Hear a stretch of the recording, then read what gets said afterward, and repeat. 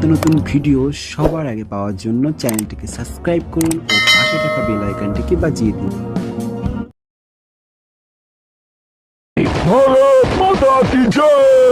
राघवेंद्र पत्थर के पीछे से निकलकर हाथ में बंदूक लिए आगे बढ़ गया।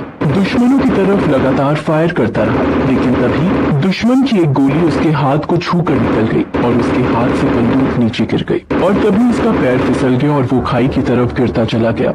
गिरते हुए भी राघवेंद्र सिर्फ भारत माँ की जय जयकार ही करता रहा।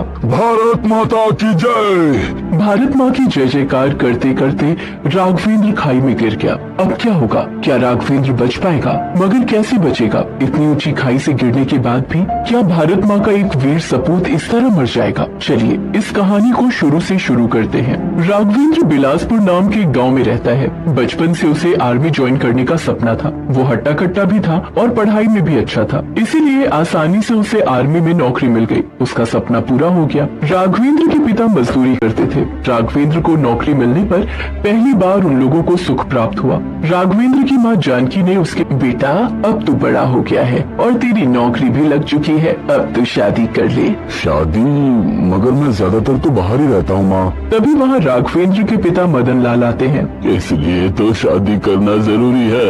हम दोनों बूढ़े हो रहे हैं, कभी भी कुछ भी हो सकता है। तू बाहर रहेगा, घर में बहू होगी तो हमारी देखभाल तो कर पाएगी। हाँ ये बात तो है। ठीक है माँ, आप मेरे लिए लड़की खोजिए, मैं शादी के लिए तैयार हूँ। मेरा अच्छा बेटा। जानकी ने लड़की ढूंढना शुरू कर दिया। राघवेंद्र ने एक बड़ा सा घर बनाया, अपने पिता को बहुत सारी जमीन जायदाद खरीद कर दी, अपनी माँ को बहुत सारे सोने के जेवर ला कर दिए। तभी राघवेंद्र से बहुत खुश हुए। उधर पायल नाम की एक लड़की अपने बॉयफ्रेंड से मिलकर घर लौटती है और तभी उसकी माँ बिमला उससे कहती है, बेटी तेरे लिए रिश्ता आया है।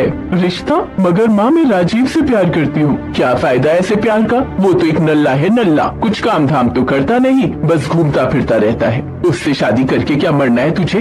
ये लड़का आर्मी में नौकरी करता है, बहुत बड़ा घर है इसका, जमीन जायदाद है और इनके माता पिता भी बहुत अच्छे हैं। इससे शादी कर ले, बहुत सुखी रहेगी, मैं बता रही हूँ। पायल ये बात जाकर अपने बॉयफ्रेंड राजीव को बताती है। राजीव सच में घुमक्कड़ है, काम करना उसे अच्छा नहीं लगता। वो कहता है, क्या सॉलिड प्लान है यार, तू उससे शादी कर ले, वो तो बाहर रहेगा तो हम तो मिलते ही रहेंगे ना, और ऊपर से तू उसका पैसा मुझे देते रहना। हाँ राजीव ये तो अच्छा प्लान है, इस मामले में तेरा दिमाग बहुत अच्छा चलता है।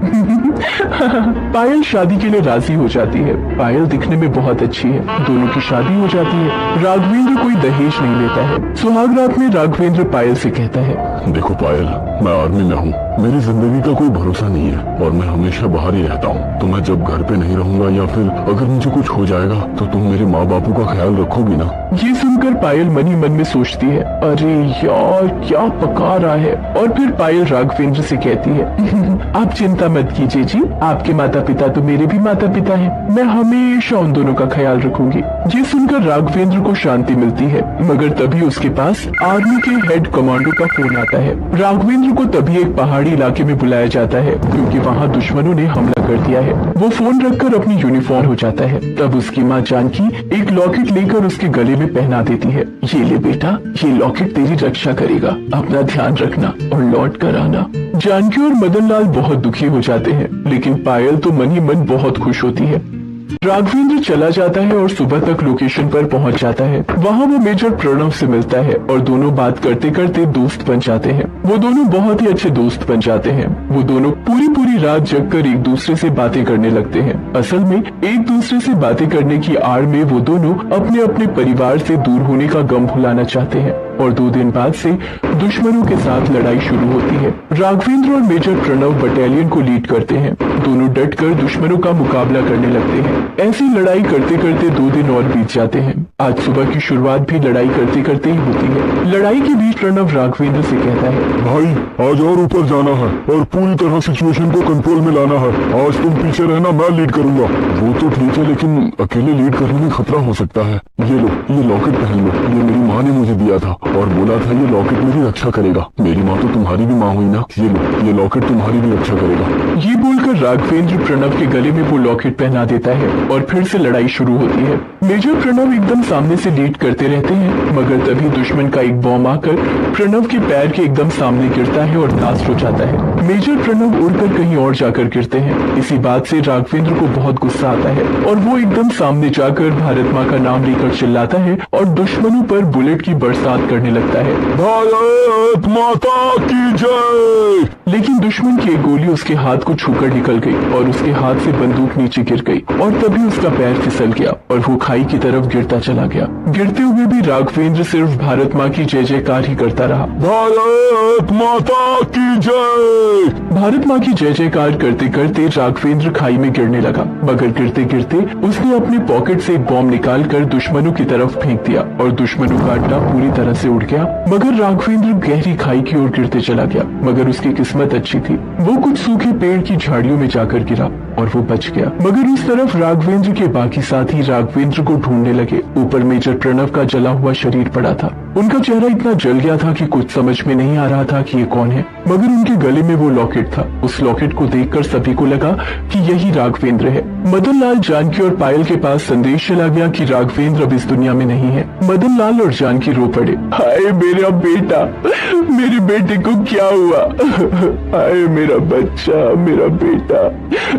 हे भगवान, हमेशा अच्छे लोगों को ही क्यों अपने पास बुलाते हैं। पायल मन ही मन बहुत खुश हुई, लेकिन सबको दिखाने के लिए वो भी रो पड़ी। हाय अब मेरा क्या होगा? क्या होगा? एक दिन कॉफिन के अंदर बॉडी को लाया गया। उसके गले में वो लॉकेट देखकर इन लोगों को भी यकीन हो गया कि यही राघवेंद्र की बॉडी है। बहुत रोना धोना हुआ। उसके बाद उसका अंतिम संस्कार हो गया और इसके बाद से ही पायल ने वो मदन लाल और जानकी के ऊपर अत्याचार करने लगी। उन लोगों से खुद का काम भी करवाने लगी। ए बुढ़िया इधर आ, मेरे पैर दबा दे चल। ए बुढ़े। जानकी और मदन लाल पायल के इशारों पर नाचने लगे। हमारे साथ ऐसा क्यों कर रही हो बहू? अगर आज मेरा बेटा जिंदा होता। जिंदा नहीं है ना तेरा बेटा? मर गया है वो, अब कभी नहीं लौटेगा। पायल दोनों के ऊपर बहुत अत्याचार करने लगी। उधर खाई में गिरने के बाद राघवेंद्र बेहोश हो गया था। जब उसे होश आया तब उसने देखा कि वो एक जंगल में है। उसके पूरे शरीर में दर्द हो रहा है। मैं जिंदा हूँ। हाँ, मैं जिंदा हूँ। इतनी ऊंचाई से गिरने के बाद भी मैं जिंदा हूँ।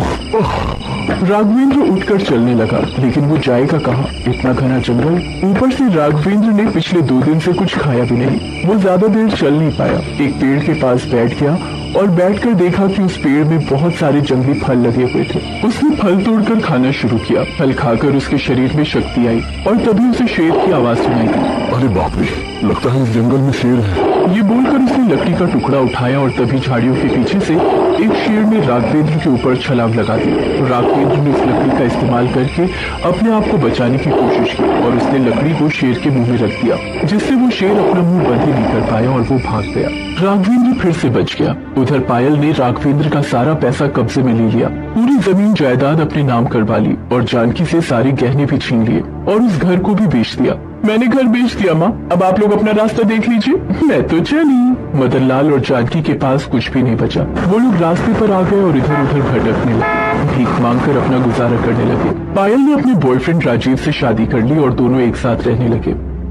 उधर जंगल में राघवेंद्र को एक नदी मिली। नदी के उस पार एक रास्ता है जहाँ से गाड़ियाँ जा रही हैं। राघवेंद्र ने नदी में छलांग लगा दी। नदी में बहुत सारे मगरमच्छ हैं। सभी ने राघवेंद्र पर अटैक किया, लेकिन राघवेंद्र ने बहुत ही चतुराई से सभी मगरमच्छों से बचकर नदी पार कर दी और फिर रास्ते में एक ट्रक को हाथ दिखाकर रोका और फिर ट्रक में बैठकर अपने घर की ओर चल दिया। एक ही दिन के अंदर वो घर पहुँच गया। घर के बाहर आकर उसने दरवाजा खटखटाया। माँ, मैं आ गया हूँ माँ, माँ। लेकिन किसी और ने आकर दरवाजा खोला। ये क्या? आप कौन हो? मेरी माँ, मेरे पिताजी कहाँ हैं? मेरी पत्नी पायल, वो कहाँ है? उस आदमी से राघवेंद्र को पता चला कि पायल ने ये घर बेच दिया। आसपास के लोगों से पता चला कि जानकी और मदन लाल अभी रास्ते में भीख मांगते हैं। राघवेंद्र तभी दौड़कर रास्ते पर गया और देखा उसकी माँ और पिताजी भीख मांग रहे हैं। ये देखकर उसकी आंखों में आंसू आ गए। अचानक से अपने बेटे को देखकर दोनों को यकीन ही नहीं हुआ। तू जिंदा है बेटा, तू जिंदा है।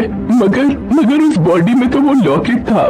तब राघवेंद्र ने सब कुछ खुलकर बताया कि कैसे उसने वो लॉकेट मेजर प्रणव को दे दिया था और कैसे वो खाई में गिर गया था। उसके बाद जानकी ने पायल के बारे में सब कुछ बताया। सब कुछ सुनकर राघवेंद्र गुस्से से लाल हो गया। उसने अपने माता पिता को एक अच्छे से होटल में रखा और पायल को सबक सिखाने के लिए निकल पड़ा। उसने पायल के नए ठिकाने का पता किया और वहाँ जाकर पायल को जोर से एक थप्पड़ मार दिया। तुम में शर्म नाम की कोई चीज है कि नहीं? मेरे ना रहने का फायदा उठाकर तुमने मेरे माँ पिताजी को रास्ते में बिठा दिया। अब चलो तुमको तुम्हारी असली जगह दिखाता हूँ। ये बोलकर राघवेंद्र पायल और राजीव को पुलिस स्टेशन ले गया और दोनों को जेल में बंद करवा दिया। दोनों को आजीवन कारावास की सजा सुनाई गई। ज्यादा लालच के चक्कर में दोनों सब कुछ खो बैठे। राघवेंद्र ने अपनी सारी प्रॉपर्टी और पैसे वापस ले लिए और फिर से एक घर बनाया और अपने माता पिता के साथ खुशी से रहने लगा। ऐसे ही भारत माता के एक वीर सैनिक ने देश के साथ साथ अपने परिवार की भी